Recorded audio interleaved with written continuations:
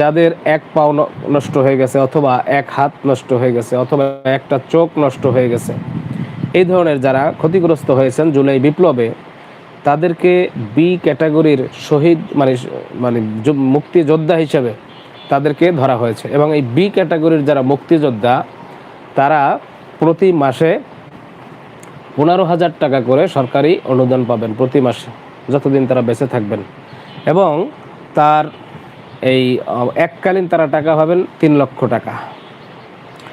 আর তৃতীয়ত হচ্ছে এই সি ক্যাটাগরির যারা আহত হয়েছেন জুলাই বিপ্লবে, সি ক্যাটাগরি হচ্ছে যারা অর্থাৎ হাত পা সব ঠিক আছে, কিন্তু তাদের শারীরিক ওই ধরনের কোনো অঙ্গহানি হয় নাই, কিন্তু দীর্ঘদিন ধরে তারা অসুস্থ অবস্থায় ভুগতেছিলেন, যারা এখন মোটামুটি পুরোপুরি সুস্থ হয়ে এখন চলাফেরা করতে পারতেছেন, কিন্তু দীর্ঘদিন ধরে এই হসপিটালে তারা চিকিৎসাধীন ছিলেন জুলাই বিপ্লবের সময় পরে, তাদেরকে সি ক্যাটাগরির এই মুক্তিযোদ্ধা হিসেবে তাদেরকে ঘোষণা করা হয়েছে। তাদেরকে এককালীন 1 লক্ষ টাকা এবং প্রতি মাসে তাদেরকে 10,000 টাকা করে সরকারি অনুদান দেওয়া হবে।